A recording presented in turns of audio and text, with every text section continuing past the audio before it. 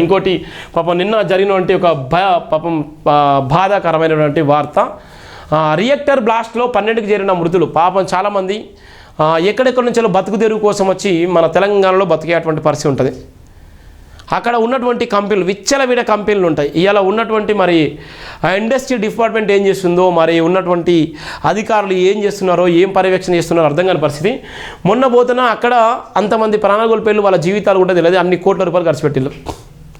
ఇప్పుడు ఉన్నటువంటి సంగారెడ్డిలో రియాక్టర్ బ్లాస్ట్లో 12కి చేరిన మృతుల సంఖ్య, 26 మంది గాయాలు, 100 మీటర్ల దూరంలో ఎగిరిపడ్డ కార్మికులు, కుప్పగూలిన అడ్మినిస్ట్రేషన్ బిల్డింగ్, కొనసాగుతున్న risk operation.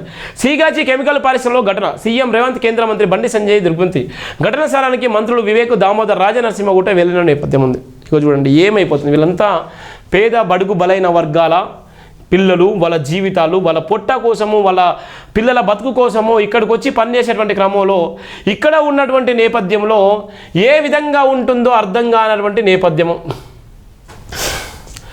Pasha మైలారంలో Sigachi chemical పరిశ్రమలో రియాక్టర్ పేలి 8 మంది దుర్మరణం పాలయ్యారు. 26 మంది తీవ్రగాలితో ఆసుపత్రి చికిత్స పొందుతున్నారు. ఉదయం 9 గంటల మధ్య ఈ ఘటన చోటు చేసుకుంది. స్పాట్లో 6 మృతి చెందారు, 2 చికిత్స పొందుతూ కన్ను మూశారు. పేలుల దాటికి అడ్మినిస్ట్రేషన్ భవనం కుప్పకూలింది. ప్రమాదంలో చిక్కుకున్న కార్మికులు కాపాడేందుకు రిస్క్ ఆపరేషన్ కొనసాగుతుంది. 8 ఫైర్ ఇంజన్లు వచ్చి మంటలు ఆర్పిస్తున్నాయి. రసాయనాలు కలుపుతుండటంతో ఆ ప్రాంతంలో దట్టమైన పొగలు అలుముకున్నాయి. ఈ ఘటనపై సీఎం రేవంత్ రెడ్డి, కేంద్ర మంత్రి బండి సంజయ్ కుమార్, మంత్రి పొన్నం ప్రభాకర్ దిగ్భ్రాంతి వ్యక్తం చేశారు.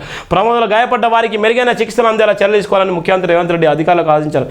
ఐజీ సత్యనారాయణ ఘటన చేరుకొని రిస్క్ను పర్యవేక్షిస్తున్నారు. గాయపడ్డ 20 మందిలో కొందరు సీరియస్గా ఉన్నారని చెప్పారు. మొత్తం షిఫ్ట్లో 150 మంది కార్మికులు ఉన్నట్టు చెప్తున్నారు.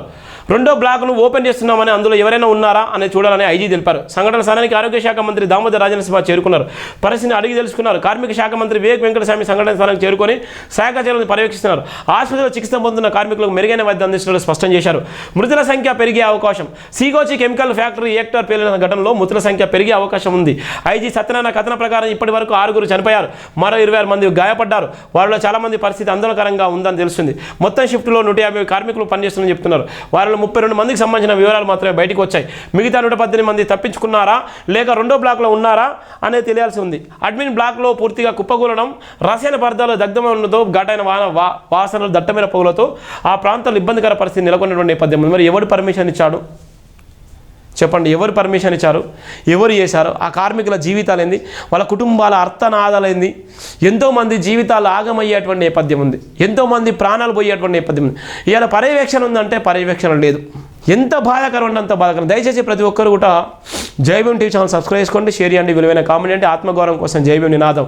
తప్పకుండా నచ్చకపోయినా జైభీం టీవీ ఛానల్ సబ్స్క్రైబ్ చేసుకోండి, షేర్ చేయండి, విలువైన comment. Thank you so much. Jai Bhim.